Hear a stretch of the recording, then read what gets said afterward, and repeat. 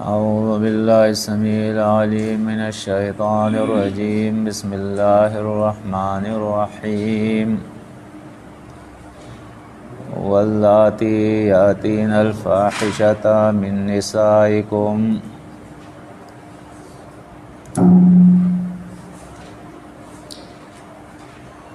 سورۃ النساء تیسرا رکوع ہے.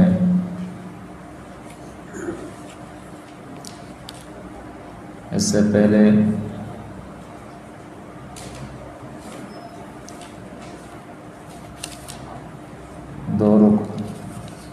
سے پہلے رکوع کے اندر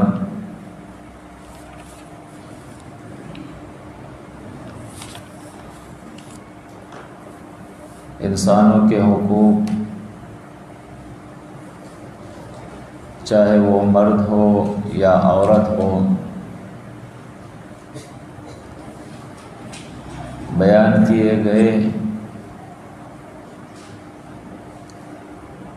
اور ظلم سے روکا گیا. خاص طور پر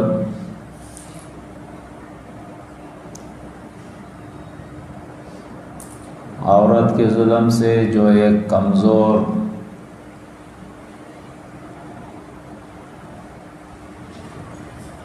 حیثیت ہے اس کی معاشرے کے اندر تھی اس جہالت کے دور میں،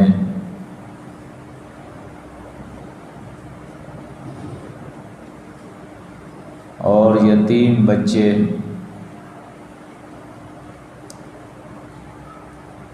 جن کے حقوق کو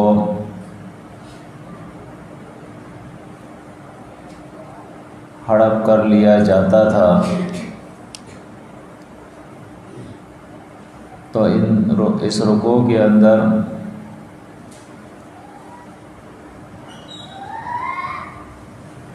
تمام حصے تفصیل کے ساتھ بیان کر دیے گئے، اور آخر میں فرما دیا کہ یہ اللہ کی حدیں ہیں، جو ان حدوں کو توڑے گا تو اس کا ٹھکانہ پھر جہنم کی آگ ہے. آج کے سبق کے اندر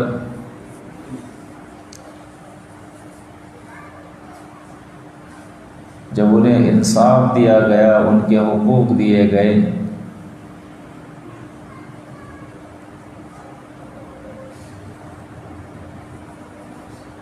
تو آج کے سبق کے اندر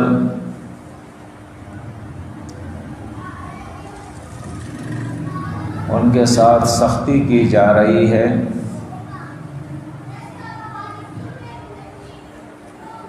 کہ اگر ایسے لوگ اللہ کے حدود کو توڑیں گے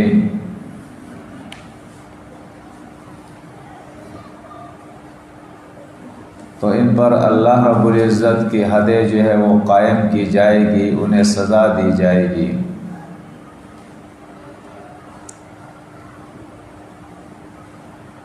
واللاتی یاتین الفاحشۃ،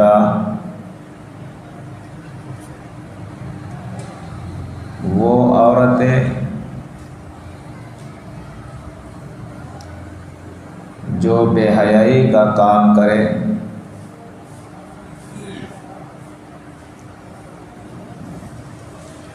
فاحش کام، یہ لفظ اردو میں بھی مستعمل ہے، اس لیے سب جانتے ہیں کہ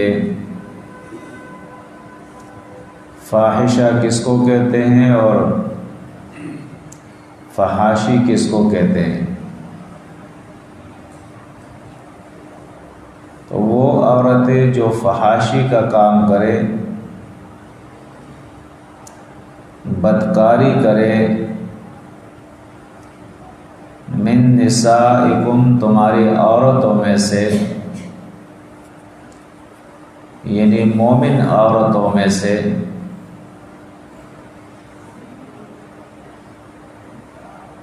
فاستشہدوا علیہن،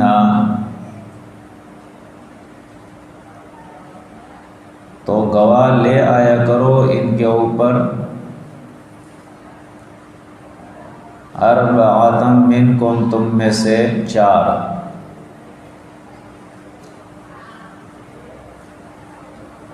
اس کا ذکر سورہ النور کے اندر بھی اللہ رب العزت نے کیا ہے۔ فَإِن شَهِدُوا، پس اگر یہ 4 لوگ گواہی دے دے،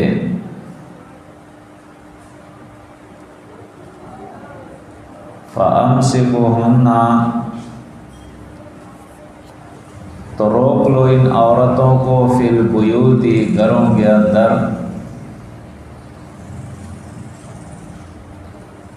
چونکہ ابتدائی وقت تھا،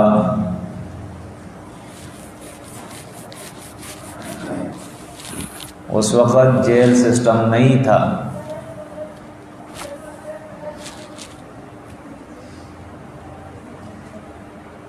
آج کے دور کے اندر تو جو جیل بنے ہوئے ہیں ہر ملک کے اندر، ہر وطن کے اندر،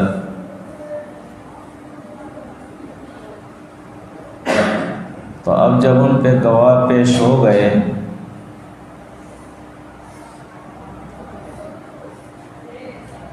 تو انہیں گھروں کے اندر قید کر دیا جائے، حتیٰ یہاں تک یتوفاہن الموت،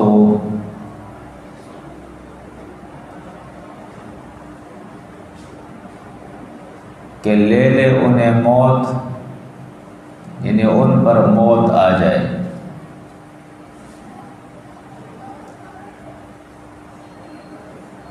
او یجعل اللہ،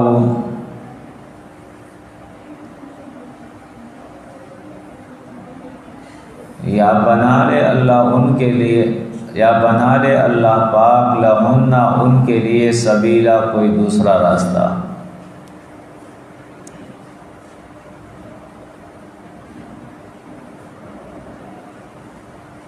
اس لیے کہ کیس ابھی چل رہا ہے، گواہ پیش ہوئے ہیں،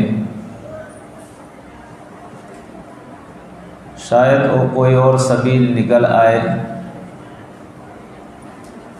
یا قید کے وقت، قید کے دوران وہ مر جائے،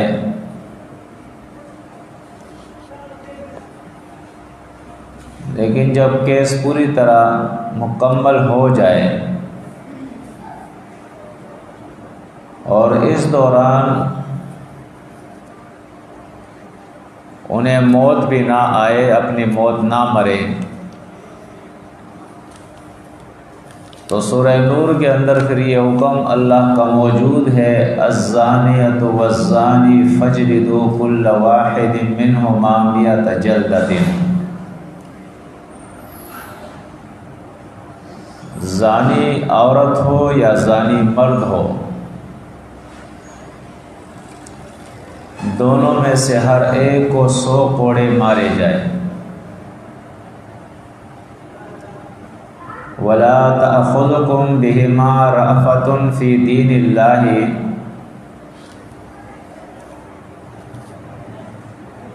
اور اللہ کا حکم جاری کرنے میں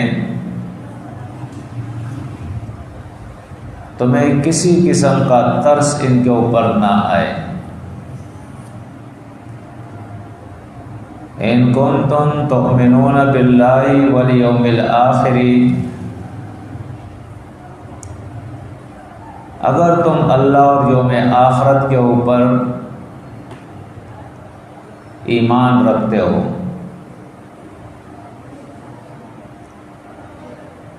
کیونکہ ان احکامات کا مقصد، ان حدود کا مقصد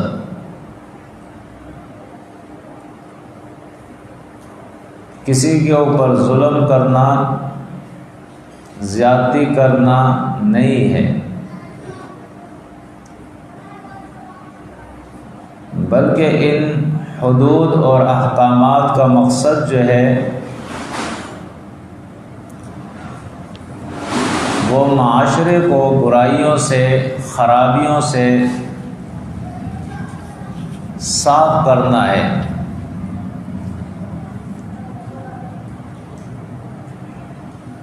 تاکہ معاشرہ صاف اور ستھرا ہو جائے۔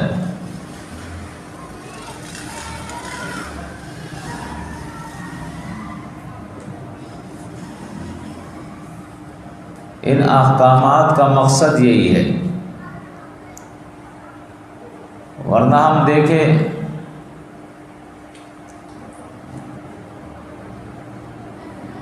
کہ کوئی زنا کرے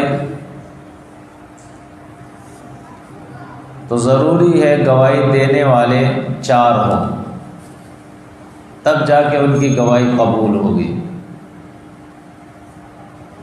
صحابہ نے بھی اس بات پہ بڑا تعجب کیا تھا کہ اے اللہ کے نبی، کوئی شخص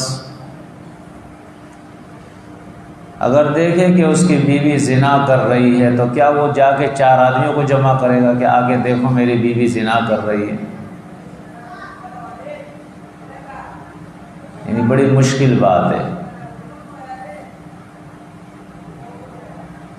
مقصد کیا ہے کہ اللہ رب العزت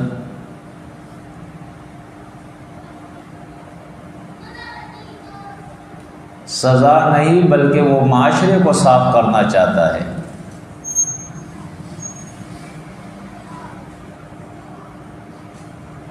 جس طرح ایک چور کے بارے میں قرآن کا حکم ہے کہ اس کے ہاتھ کاٹے جائے، اس کا ہاتھ کاٹا جائے،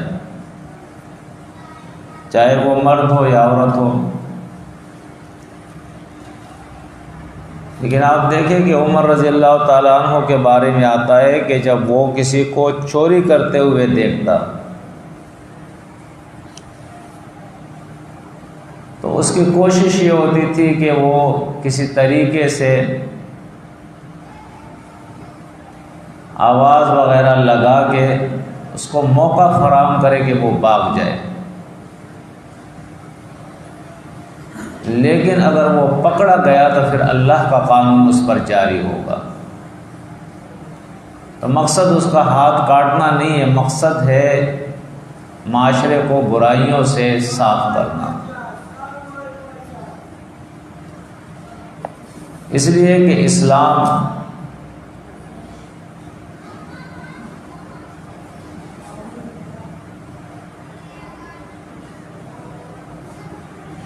وہ دین ہے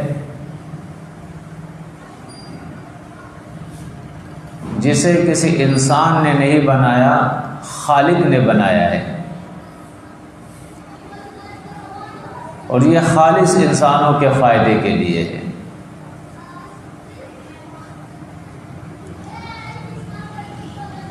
کیونکہ کچھ چیزیں ایسی ہوتی ہیں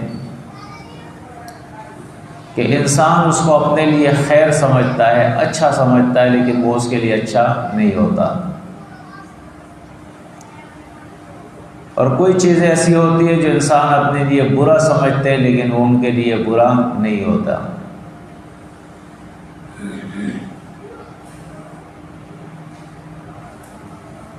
آج اس معاشرے کے اندر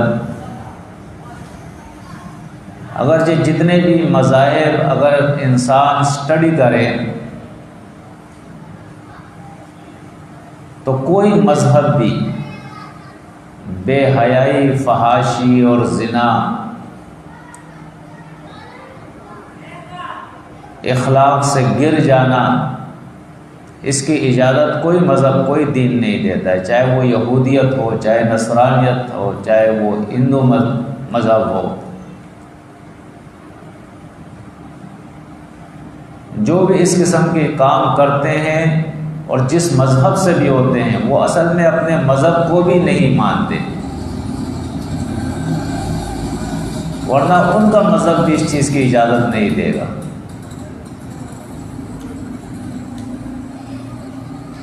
اسلام سے پہلے بڑا ظلم اور بربریت تھی، فرعونیت تھی،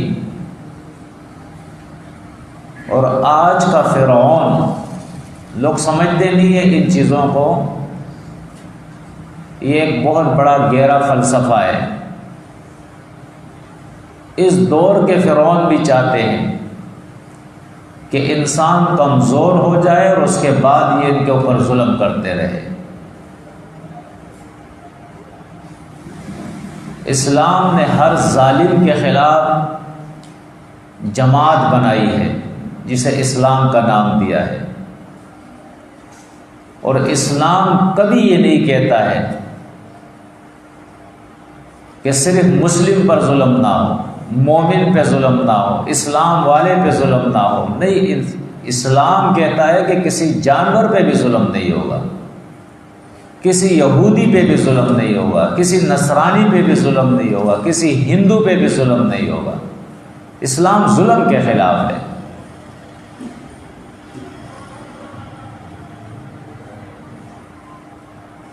پہلے دوروں کے اندر بھی آپ سورہ قصص دیکھیں، یہ فرعونی سازش ہے کہ اس نے بنی اسرائیل کو کمزور کرنے کے لیے ان کو عورتوں کو زندہ رکھا اور ان کے مردوں کو وہ ذبح کرتے تھے، کیونکہ عورت تو مقابلہ نہیں کر سکتی ہے. اس دور کے فرعونیوں نے بڑی سازش کر کے اسلام کو فرقوں کے اندر تقسیم کر کے کمزور کر دیا، عقائد ان کے خراب کر دیے، اعمال خراب کر دیے. اور اب نوبت یہ آ گئی ہے اس دور کے اندر کہ سر عام وہ ملک جو لا الہ الا اللہ محمد رسول اللہ کے نام پر وجود میں آیا ہے، جس کا سپر لا اسلام ہے، جس کا آئین جو ہے یہ ہے کہ کوئی بھی ایسی چیز جو قرآن اور سنت کے خلاف ہوگی اسے اس ملک کے اندر نہیں چھوڑا جائے گا. سپر لا اسلام ہے، قرآن اور سنت یہ سپر لا اس ملک کا. لیکن آج ہمارے ملک کے اندر ایک سازش کے تحت کچھ جسم فروش خواتین کو، فاحشہ خواتین کو، سیکس ورکر سینٹر والے لوگوں کو میدان کے اندر نکال کر، پلے کارڈ دے کر، ان کے جلوس نکال کر یہ نعرے لگائے جا رہے ہیں کہ میرا جسم میری مرضی. کتنی افسوس کی بات ہے. ایک نشہ کرنے والا نشہ کرتا ہے، آپ اس کو بولے کہ نشہ نہیں کرے، وہ بولے گا میرا جسم میری مرضی، میں کروں گا نشہ. ایک شخص خودکشی کرتا ہے، آپ اس کو روک رہے ہیں، وہ کہے گا میرا جسم میری مرضی، میں تو کروں گا. کیا کوئی قانون، چاہے وہ اسلام کا قانون ہو یا کسی ملک کا قانون ہو، یہ چیز برداشت کر سکتا ہے کہ کوئی شخص یا کوئی عورت یہ کہے کہ میرا جسم میری مرضی؟ دنیا کے اندر کوئی یہ چیز تسلیم نہیں کر سکتا. مثال کے طور پہ یہ ملک ہے ہمارا، ایک معمولی چیز ہے، ہم گاڑی چلاتے ہیں. اب جب گاڑی چلاتے ہیں تو سگنل پر جب ہم پہنچتے ہیں، لال بتی آتی ہے، ہم رک جاتے ہیں. اب اگر کوئی شخص کہے میرا جسم میری گاڑی میری ملکیت میری مرضی میں نہیں رکتا ہوں، اور وہ چلا جائے، لال بتی کو توڑ کے چلا جائے، تو کیا پولیس والے اس کو چھوڑیں گے؟ بھائی آپ کا جسم آپ کی گاڑی، لیکن مرضی آپ کی نہیں چلے گی، مرضی حکومت کی چلے گی. اس قانون کے مطابق تمہیں یہاں رہنا ہوگا اگر زندگی گزارتے ہو. یہ دنیا اللہ کی ہے، یہ جسم اس انسان کو اللہ نے دیا ہے. جب ایک ملک کسی کو پابند کر سکتا ہے کہ اس ملک میں اس وقت تم رہو گے جب میرے قانون کو، اس ملک کے قانون اور دستور کو تم فالو کرو گے، اگر اس قانون کے مطابق تم زندگی نہیں گزارو گے یہاں تو اس ملک میں تم نہیں رہ سکتے ہو. تو پھر ایک شخص جب اللہ کی بات نہیں مانے گا، اللہ کے بھیجے ہوئے نمائندوں اس کے رسولوں کی بات نہیں مانے گا اور وہ یہ کہے گا کہ میرا جسم میری مرضی، تو وہ کس طرح حقدار ہو سکتا ہے اس زمین کے اوپر رہنے کا؟ اور دیکھیں پورا سسٹم جو اسلام نے بنایا ہے انسانوں کے لیے وہ درہم برہم ہو جائے گا۔ اللہ نے میاں اور بیوی کا رشتہ بنایا ہے اور اس رشتے سے پھر ایک خاندان بنا ہے، یہ بیٹا ہے، یہ باپ ہے، یہ بھائی ہے، یہ بہن ہے، یہ ماموں ہے، یہ چاچا ہے، یہ تایا ہے، یہ خالو ہے، یہ خالہ ہے، یہ پھپھی ہے، یہ پھپھا ہے، یہ پورا سسٹم بنا ہوا ہے، یہ دادا ہے، یہ نانا ہے، پورا ایک سسٹم بنا ہوا ہے۔ اب اگر کوئی عورت یہ کہے کہ میرا جسم میری مرضی، یعنی میں نکاح نہیں کرنا چاہتی، میرا کوئی مخصوص شوہر نہیں ہوگا، میں جہاں جاؤں جو کروں، تو کیا کوئی ملک، کوئی وطن، کسی وطن کا کوئی قانون اس بات کی اجازت دیتا ہے کہ کوئی شخص یا کوئی عورت اپنے حق کا مطالبہ اس طریقے سے کرے کہ دوسرے کا حق وہ ضائع کرے؟ اب ایک خاتون اگر زنا کرتی ہے اور اس سے بچہ پیدا ہوتا ہے، اس بچے کا کیا ہوگا؟ اس کا تو باپ نہیں ہے، اس کی پرورش کیسی ہوگی؟ اس کا میراث کہاں ہوگا؟ کس چیز کی میراث کے اندر اس کا حصہ ہوگا؟ اس کی تعلیم کا کیا ہوگا؟ اس کا علاج کا کیا ہوگا؟ کس طرح یہ بڑا ہوگا؟ اس کے خرچے کا کیا ہوگا؟ پھر یہ کس کو باپ کہے گا؟ کس کے مال کے اندر یہ جو ہے میراث لے گا؟ اس بچے کی تو اس نے زندگی تباہ کر دی۔ تو کوئی وطن، کوئی ملک، کسی ملک کا قانون اس بات کی اجازت نہیں دیتا کہ کوئی بھی شخص، کوئی بھی عورت اس طریقے کا اپنا حق منوانا چاہے جس سے دوسروں کے حقوق ضائع ہو جائے۔ آج بہت سارے لوگ اس کے خلاف آوازیں لگا رہے ہیں کہ بھائی یہ فحاشی، یہ بے حیائی، یہ جسم فروشی، یہ سیکس ورکروں کا یہ ٹولہ، اس کو روکا جائے۔ حالانکہ اس کے کہنے کی کسی کو ضرورت نہیں ہے، یہ حکومت کی ذمہ داری ہے کہ حکومت کے اندر اس طرح کے لاقانونیت کو عام کرنا، یہ چیلنج ہے حکومت کو۔ حکومت کے قانون کو، اس کے آئین کو چیلنج کیا جا رہا ہے، کیونکہ یہ ملک جو ہے یہ اسلام کے نام پہ بنا ہے۔ اب کوئی شخص کہتا ہے کہ بھائی میں اسلام کو نہیں مانتا ہوں، میں سیکولر ہوں، سیکولر نظام یہ آئے گا، لیبرل نظام یہ آئے گا، تو وہ تو پاکستان کے آئین کو نہیں مانتا ہے۔ ایسا شخص کس طرح اس ملک کے اندر رہ سکتا ہے؟ ہماری اسمبلیوں کو چاہیے، ہمارے سینٹ کو چاہیے، ہماری عدالتوں کو چاہیے، ہمارے حکمرانوں کو چاہیے کہ ایسے بے حیا اور فحش قسم کے، چاہے مرد ہو یا عورت ہو، ایسے بے دین قسم کے لوگ، انہیں لگام دے، ان کے خلاف قانونی کارروائی کرے، کیونکہ سب سے جو اسلام کی اساس کتاب ہے قرآن، اس نے اس بے حیائی اور فحاشی کا راستہ روکا ہے۔ اللہ رب العزت بیان فرماتا ہے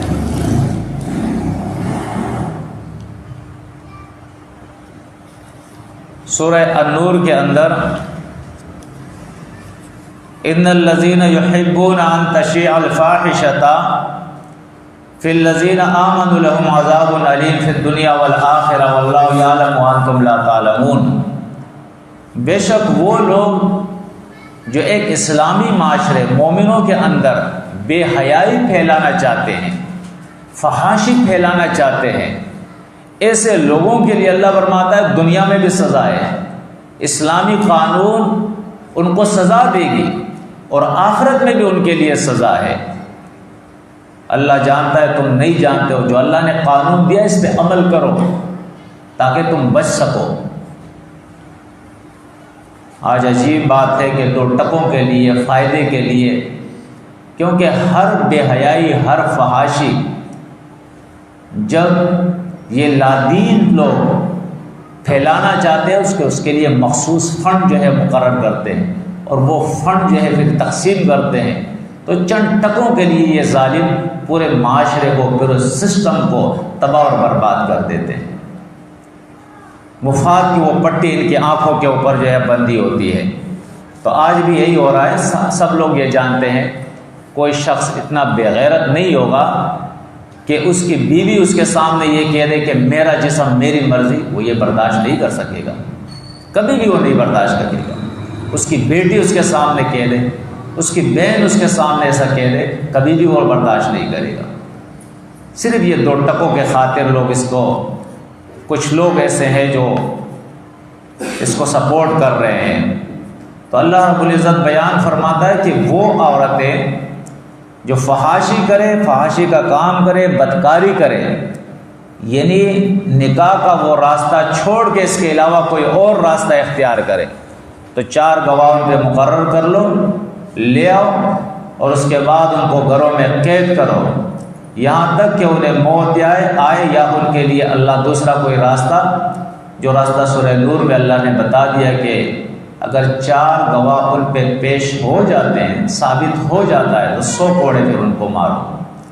اور اس اللہ کے اس حکم کو جاری کرنے میں کسی قسم کی کوئی نرمی نہیں ہونی چاہیے، ترس نہیں آنا چاہیے۔ ایک شخص کو یا ایک عورت کو، 2 کو، 4 کو سزا ملے گی، معاشرہ صاف ہو جائے گا۔ سزا نہیں ملے گی، یہ پھیلتا جائے گا، چوری، ڈکیتی، جتنی بھی خرابیاں یہ پھیلتی جائے گی۔ اب جو لوگ کہتے ہیں کہ بھائی یہ ظلم کا نظام ہے، تو کیا یہ ظلم کا نظام نہیں ہے کہ کوئی شخص روڈ پہ کھڑے ہو کر پستول نکال کر لاؤ بھائی پیسہ نکالو، یہ ظلم نہیں؟ کسی کے مال پہ قبضہ کرے۔ اب آپ اگر اس کو سزا نہیں دیں گے تو وہ لاکھوں لوگوں کو جو ہے لوٹ رہا ہے، لاکھوں لوگوں کو اس نے جو ہے پریشان کیا ہوا ہے۔ تو کیا بہتر نہیں ہے کہ ایک شخص لاکھوں کو پریشان کرے، اس ایک ہی شخص کو سزا مل جائے تاکہ آئندہ کوئی ایسا کام نہ کرے؟ تو اللہ بیان فرماتا ہے واللذان، اور وہ 2 مرد، یاتیانہا منکم، کہ وہ آئے اس فحاشی کے طرف، جو پہلے اللہ نے ذکر کیا ہے الفاحشۃ، یہی بدکاری اگر 2 مرد کر لے، فآذوہما، تو ان دونوں کو بھی تکلیف دو، سزا دو۔ فإن تابا، پس اگر یہ دونوں توبہ کر لے، پلٹ آئے اس گناہ سے، وأصلحا، اور اپنی اصلاح کر لے، فأعرض عنہما، تو اعراض کر لو ان دونوں سے، منہ پھیر لو ان دونوں سے۔ ان اللہ، بے شک اللہ، کان توابا، ہے بہت توبہ قبول کرنے والا، رحیمہ، اور رحم کرنے والا۔ انما التوبۃ، بے شک توبہ، علی اللہ، اللہ پر، یعنی یہ اللہ کا وعدہ ہے، للذین، ان لوگوں کے لیے ہے، یعملون السوء، جو کام کرے برائی کا، بجہالت، ناسمجھی کی وجہ سے، ناسمجھی کی وجہ سے اگر کوئی گناہ کا کام کر لے، ثم یتوبون، پھر وہ پلٹ آئے، من قریب، قریب سے، فوراً توبہ کر لے، فاولئک، پس یہ لوگ، یتوب اللہ، مہربانی کرتا ہے اللہ علیہم، ان کے اوپر، ایسے لوگوں پر اللہ مہربانی کرتا ہے، ان کی توبہ کو قبول کرتا ہے۔ وکان اللہ، اور ہے اللہ، علیما حکیما، علم رکھنے والا اور حکمت والا، یعنی ہر چیز اس کو معلوم ہے، اور اس کے ہر کام اور ہر حکم کے اندر حکمت ہے، بہتری ہے، خیر ہے۔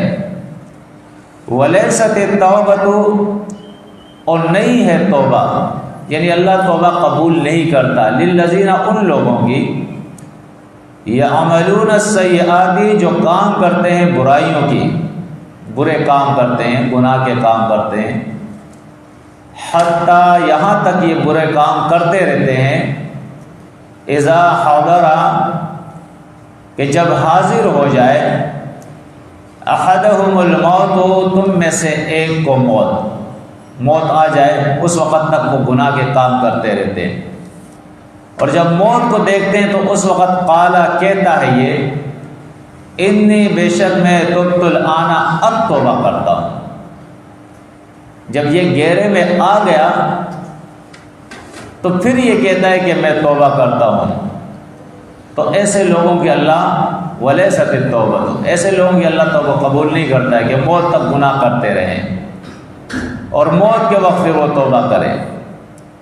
وللذین، اور نہ ان لوگوں کی اللہ توبہ قبول کرتا ہے جو یموتون، مرتے ہیں، وہم کفار، ایسے حال میں کہ یہ کافر ہوتے ہیں، اللہ کے نظام اور قانون کے وہ منکر ہوتے ہیں، اس کو نہیں مانتے ہیں۔ اولئک، یہ لوگ، اعتدنا لہم عذابا علیما، تیار کیا ہے اللہ نے ان کے لیے عذابا علیما، درد دینے والا عذاب۔ دنیا کے عذاب سے اگر کسی وجہ سے وہ بچ بھی جائے تو وہ یہ نہ بھولے کہ موت کے بعد تو اللہ نے ان کے لیے عذاب تیار کیا ہے، اس سے تو کوئی نہیں بچا سکتا۔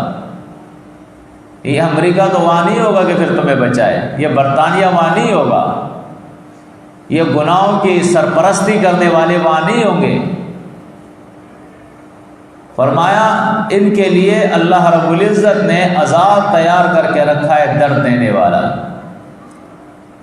یا ایھا الذین آمنوا، اس کتاب کو آپ دیکھیں کہ پہلے اللہ نے حقوق بیان کیے کہ عورتوں کے حقوق دو، ان پہ ظلم مت کرو۔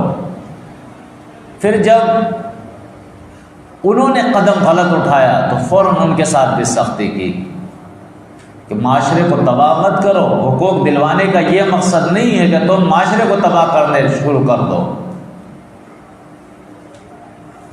اب سختی کے بعد پھر آپ دیکھیں ان کے حقوق کی بات کر رہے ہیں اللہ رب العزت۔ یا ایھا الذین آمنوا، اے ایمان والو، لا یحل لکم، جائز نہیں، حلال نہیں تمہارے لیے، ان ترثوا النساء کرہا، کہ تم عورت کو وراثت میں لو نہ چاہتے ہوئے زبردستی۔ ایک عورت ہے، اس کا شوہر مر گیا، اب ہمارے یہاں معاشرے کے اندر عام طور پہ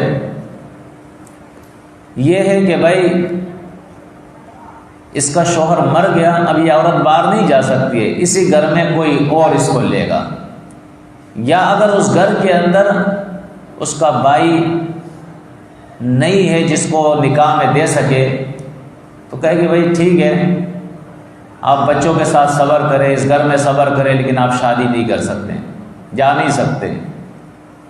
تو دیکھیں اسلام سے بڑا ضامن مظلوم کا اور عورت کا کون ہوگا؟ ارے جتنے بھی ممالک ہیں جو عورتوں کے حقوق کی بات کرتے ہیں، آپ جا کے ان کے نائٹ کلبوں میں دیکھیں، ان کے مساج سینٹروں کے اندر آپ دیکھیں، یہاں حقوق النساء، حقوق النسواء کی باتیں کر رہے ہیں، اور وہاں دکانیں کھولی ہوئی اور لوگ آ کے پیسے دے کر ان کی عزتوں سے کھیلتے ہیں۔ یہ ہے ان کی عزت، یہ ہے ان کے حقوق۔ جگہ جگہ انہوں نے دکانیں ظالموں نے کھولی ہوئی ہے۔ اسلام نے تو اس کو ماں بنا کے بٹھایا ہے، یہ ماں ہے تیری، بیوی بنا کے بٹھایا ہے، بیٹی بنا کے بٹھایا ہے، بہن بنا کے بٹھایا ہے، عزت کا چادر اس کے عزت کا اس کے سر کے اوپر رکھا ہے، شفقت کا ہاتھ اس کے اوپر رکھا ہے، اور ان ظالموں نے وہاں پہ مساج سینٹروں کے اندر، سیکس ورکر سینٹروں کے اندر ان کے جسم فروشی وہاں کرتے ہیں۔ ایک ظالم کھڑا بیٹھا ہوتا ہے، اس کا ٹھیکیدار، وہ کمائی کرتا ہے اور ان میں سے کچھ ان کو دیتا ہے، اور اس طرح جو ہے ایک مظلوم بنی ہے وہ، لیکن وہ سمجھتی نہیں ہے۔ اسلام دیکھے اتنا زبردست دین ہے یہ کہ اللہ فرماتا ہے کہ کوئی عورت، جس طرح تم مال کو تقسیم کرتے ہو اس طرح تم عورتوں کو تقسیم وراثت میں مت کرو، یہ انسان ہے، اس کی مرضی سے کام ہوگا. اگر وہ مرضی سے اس گھر میں شادی کرنا چاہے کسی سے تو ٹھیک ہے، اگر نہ کرنا چاہے تو وہ آزاد ہے، جہاں کرنا چاہے وہاں کرے، اس کی مرضی سے نکاح ہوگا. فرمایا وَلَا تَعْضُلُوهُنَّ، اور مت روکو ان کو کہ اگر وہ کہیں اور جا کے نکاح کرنا چاہتی ہے. کس لیے تم روکتے ہو؟ لِتَذْهَبُوا بِبَعْضِ مَا آتَيْتُمُوهُنَّ، کہ جو مال تم نے ان کو دیا ہے وہ مال ان سے لے لو، وہ مہر ان سے واپس کر لو. فرمایا ایسا مت کرو، الا ان، مگر یہ کہ یاتینا بفاحشۃ مبینہ، ہاں اگر وہ عورت صریح بدکاری کرے، فحاشی کا کام کرے. اب یہ اس قابل نہیں ہے، اب یہ اس قابل نہیں ہے کہ اس کے ساتھ نرمی کی جائے.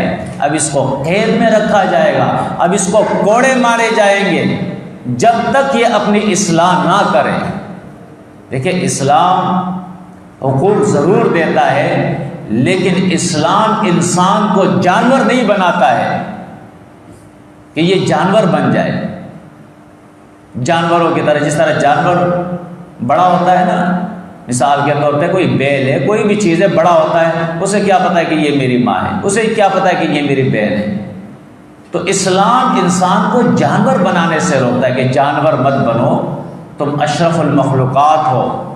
اللہ رب العزت نے وَلَقَدْ كَرَّمْنَا بَنِي آدَمَ فِي الْبَرِّ وَالْبَحْرِ، تمام مخلوق تری اور خشکی کے اندر جتنی بھی ہے سب پر تجھے اللہ نے شرف بخشا ہے، عزت دی ہے تجھے. اپنی عزت کو سمجھو. ہاں اگر یہ عورتیں بے حیائی کا کام کرے تو اس صورت میں تو پھر سزا ہے. وَعَاشِرُهُنَّ بِالْمَعْرُوفِ، اور زندگی گزارو ان کے ساتھ تم شریعت کے قانون کے مطابق. غلام مت بناؤ عورت کو، جس طرح ہمارے یہاں کچھ لوگوں نے عورت کو غلام سمجھا ہوا ہے کہ شادی کر کے جب لاتے ہیں تو وہ شوہر کی بھی غلامی کرے، وہ ساس کی بھی غلامی کرے، وہ دیور اور جیٹھ کی بھی غلامی کرے، وہ سسر کی بھی غلامی کرے، وہ پورے گھر کی غلامی کرے. یہ اسلام نہیں ہے، یہ تو جاہلانہ معاشرہ ہے ہمارا، جس کے اندر یہ ساری چیزیں ہو رہی ہے. اس کی وجہ سے اسلام کو بدنام نہ کیا جائے. اسلام نے سورہ بقرہ کے اندر گزرا، جس طرح مردوں کا عورتوں پر حق ہے اسی طرح عورتوں کا مردوں پہ بھی حق ہے.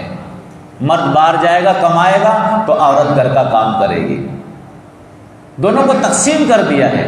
اب یہ کہتے ہیں نہیں جی ہم شانہ بشانہ چلیں گے. ارے تم شانہ بشانہ کیسے چلو گے؟ تم شانہ بشانہ کیسے چلو گے؟ ایک شخص نے شعر و شاعری کے اندر ایک مثال دی ہے. بولا دیکھو، اب جب اپنے گاؤں کے اندر ہل چلاتے ہیں نا، اب تو ٹریکٹر وغیرہ آ گئے، اس وقت ٹریکٹر نہیں تھے، جانوروں سے لوگ ہل چلاتے تھے. تو اس نے کہا دیکھو جب ہم ہل چلاتے ہیں نا تو ہل پر جب ہم جانور باندھتے ہیں تو ہم بیل کو باندھتے ہیں، گائے کو نہیں باندھتے ہیں، اس لیے کہ گائے کے اندر یہ صفت نہیں ہے کہ وہ ہل چلائے، یہ بیل کا کام ہے. اب عورت کہے کہ میں مرد کے شانہ بشانہ چلوں گی، وہ کیسے چلے گی؟ مرد تو بوریاں اٹھاتا ہے، پر اٹھا کے دکھاؤ. تو مرد تو کھدائی کرتا ہے، تم کر کے دکھاؤ. مرد تو مکان بناتا ہے، میسن کا کام کرتا ہے، تم کر کے دکھاؤ. مرد جو ہے وہ تو بٹیوں کے اندر لوہے کو پگھالتا ہے، تم کر کے دکھاؤ. شیشوں کو پگھالتا ہے لوہوں کی بٹیوں کے اندر، تم کر کے دکھاؤ. گرم گرم لوہے اپنے کندھوں پہ اٹھا کے لے جاتا ہے، تم کر کے تو دکھاؤ نا. جو مرد کام کرتا ہے تم وہ نہیں کر سکتے ہو. تمہارا کام اسلام نے تمہیں بتا دیا ہے. یہ نرم اور نازک جسم تمہارا گھر کا ہے. وَقَرْنَ فِي بُيُوتِكُنَّ، اپنے گھروں کے اندر قرار پاؤ. تمہارا کام ہے کھانا پکانا، گھر کی صفائی کرنا، بچوں کی دیکھ بھال کرنا، ان کی تربیت کرنا. گھر کے اندر تمہارا کام ہے، یہ تم کرو. ہاں یہ اسلام کا ایک اعلیٰ اخلاق ہے. نبی کریم صلی اللہ علیہ وسلم نے اپنی زندگی سے یہ بتا دیا کہ عورت بیمار ہو سکتی ہے، عورت پریشان ہو سکتی ہے، عورت کو ضرورت ہو سکتی ہے تو مرد اس کو غلام نہ بنائے، مرد بھی اس کے ساتھ کام کرے، کبھی مرد بھی پوچھا لگا لے، کبھی مرد بھی جھاڑو لگا لے، کبھی مرد بھی آٹا گون لے، کبھی مرد بھی سالن پکا لے، کبھی مرد بھی کپڑے دھو لے، وہ بھی اس کے ساتھ کبھی کبھی کام کر لے۔ دیکھیں یہ ایک ایسا زبردست دین ہے دین اسلام۔ یہ الگ بات ہے کہ لوگ اس پہ عمل نہیں کرتے، اس کی وجہ سے آج اسلام بدنام ہو رہا ہے۔ تو فرمایا وعاشرہن، اور تم ان کے ساتھ زندگی گزارتے رہو بالمعروف، شریعت کے مطابق۔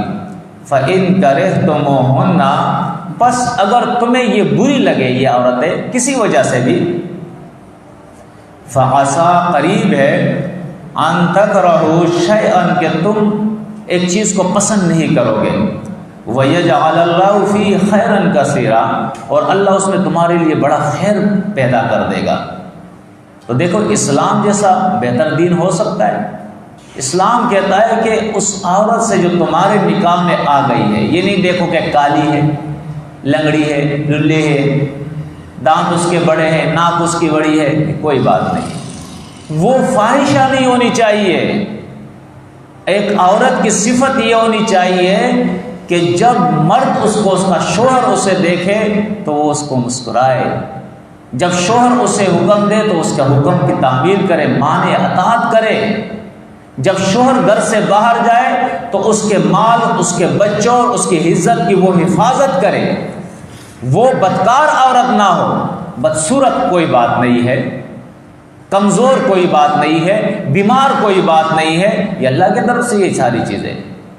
اس کے اندر قرآن دیکھیں کیا کہتا ہے، فَإِن كَرِهْتُمُوهُنَّ، پس اگر یہ عورتیں تمہیں اچھی نہ لگے، فَعَسَىٰ، تو قریب ہے، أَن تَكْرَهُوا شَيْئًا، کہ کوئی چیز ایسی ہوگی جو تمہیں اچھی نہیں لگتی ہوگی، وَيَجْعَلَ اللَّهُ فِيهِ خَيْرًا كَثِيرًا، اور اللہ تمہارے لیے اس میں بڑا خیر پیدا کر دے گا۔ تو اس بیوی کے اندر اگر وہ نیک سیرت بیوی ہے، نیک سیرت اور دیندار بیوی ہے، تو اس کی ہر کمی کو برداشت کر کے اس کے ساتھ وعاشرہن فی المعروف، شریعت کے مطابق انصاف کے ساتھ زندگی گزارتے رہو۔ وَإِنْ أَرَدْتُمُ اسْتِبْدَالًا، اگر تم اس عورت کو چھوڑ کر کوئی اور عورت لانا چاہو، زوجن، نکاح کے اندر، زوجیت کے اندر، مکان زوجن، دوسری عورت کی جگہ، یعنی اگر تم لانا چاہو کوئی زوج دوسری بیوی کی جگہ، اپنی بیوی کو چھوڑ کر کسی اور سے نکاح کرنا چاہو، وَآتَيْتُمْ إِحْدَاهُنَّ، اور دیا ہو تم نے ان کو قِنطَارًا، خزانے، ڈھیر سارا مال، فَلَا تَأْخُذُوا مِنْهُ شَيْئًا، تو اس میں سے کچھ بھی نہیں لینا۔ دیکھیں آج ہمارے یہاں بڑی ہوشیاری ہوتی ہے، ہمارے یہاں ہوشیاری ہوتی ہے کہ نکاح کے مہر جو ہے نا یہ فرض ہے، بغیر مہر کے نکاح نہیں ہوتا، جو شرائط نکاح میں سے ہے۔ اب مہر غریب پر اس کی استطاعت کے مطابق، امیر پہ اس کی استطاعت کے مطابق، لیکن ہمارے یہاں کیا ہوتا ہے، ہمارے یہاں یہ ہوتا ہے کہ بہت امیر شخص ہے لیکن اس کا مہر کیا ہوتا ہے، 10,000 روپے جی مہر ہے۔ بھائی کیوں یہ 10,000 روپے مہر آپ نے رکھا ہے؟ کیا پتہ جی یہ خلا لے لے چلی جائے؟ یہ اسلام نہیں ہے، یہ لوگوں کے رویے ہیں۔ اسلام نے کہا کہ غریب پر اس کی استطاعت کے مطابق، امیر پہ اس کی استطاعت کے مطابق۔ اب ایک امیر کے نکاح میں عورت ہے، کیونکہ غریب آدمی بیچارہ تو یہ نہیں کرتا ہے نا کہ یہ چھوڑا اور پھر دوسری سے نکاح کر لیا، 2 کر لی، 3 کر لی، یہ تو وہ لوگ کرتے ہیں جن کے پاس پیسے ہوتے ہیں، امیر لوگ ہوتے ہیں۔ تو امیر لوگوں کے اوپر ان کی استطاعت کے مطابق مہر بھی زیادہ ہوگا، اور جب مہر زیادہ ہوگا اور وہ چھوڑنا چاہے تو اس صورت کے اندر اللہ فرماتا ہے اگر وہ خزانے ہو، ڈھیر سارا مال ہو، فلا تأخذوا منه شیئا، تو اس میں سے ایک ذرہ بھی واپس نہیں کرنا ہے، اس کے حوالے کرنا ہے۔ اتأخذونہ بہتانا، کیا تم وہ مہر اس سے بہتان لگا کر واپس لینا چاہتے ہو؟ کسی بھی قسم کا بہتان، بے حیائی کا بہتان اس پہ لگا دیا، وَإِثْمًا مُبِينًا، اور کھلا گناہ کر کے تم جو ہے اس سے یہ مہر لینا چاہتے ہو۔ وَكَيْفَ تَأْخُذُونَهُ، اور کس طرح تم یہ مہر واپس ان سے لو گے؟ وَقَدْ أَفْضَىٰ بَعْضُكُمْ إِلَىٰ بَعْضٍ، جبکہ پہنچ چکے ہیں تمہارے بعض کے طرف، یعنی بعض نے بعض سے استفادہ کر دیا ہے، نکاح کے اندر وہ آ گئی ہے۔ وَأَخَذْنَ مِنْكُمْ مِيثَاقًا غَلِيظًا، اور لیا ہے انہوں نے تم سے ایک پکا وعدہ۔ نکاح کیا ہے؟ یہ وعدہ ہے۔ یہ مساج سینٹروں کے اندر، سیکس سینٹروں کے اندر جو ہے کسی سے اس قسم کا وعدہ نہیں ہوتا ہے، وہ تو ٹیمپریری تھوڑے سے پیسے دے کے اپنا کام کر کے نکل جاتے ہیں، لیکن نکاح ایسا نہیں ہوتا ہے، وہ تو زندگی بھر کا ساتھ ہوتا ہے۔ تو فرمایا تم نے انہوں نے تم سے پکا وعدہ لیا ہے۔ وَلَا تَنْكِحُوا مَا نَكَحَ آبَاؤُكُمْ، اور نکاح مت کرو ان عورتوں سے جن سے تمہارے باپوں نے نکاح کیا ہے، باپ نے نکاح کیا ہے ان سے نکاح مت کرو۔ من النساء، ان عورتوں میں سے، الا ما قد سلف، سوائے اس کے جو پہلے گزر چکا ہے، یعنی اسلام سے پہلے جو گزر چکا ہے وہ گزر چکا ہے، لیکن اس کے بعد جس سے تمہارے باپ نے نکاح کیا ہو اس سے تم نکاح مت کرو۔ لیکن آج کیا کہتے ہیں؟ میرا جسم میری مرضی، میں جس سے بھی نکاح کروں، جس سے بھی بدکاری کروں، یہ کوئی طریقہ ہے؟ اللہ فرماتا ہے جس سے تمہارے باپ نے نکاح کیا اس سے تم نکاح مت کرو، جن عورتوں سے۔ اِنَّهُ كَانَ فَاحِشَةً، بے شک یہ بے حیائی کا کام ہے، وَمَقْتًا، اور یہ بڑی ہے غصے کے، اللہ کے یہاں غصے کا کام ہے، وَسَاءَ سَبِيلًا، اور یہ بہت برا راستہ ہے، بری راہ ہے یہ۔ سبحانک اللہم و بحمدک، اشہد ان لا الہ الا انت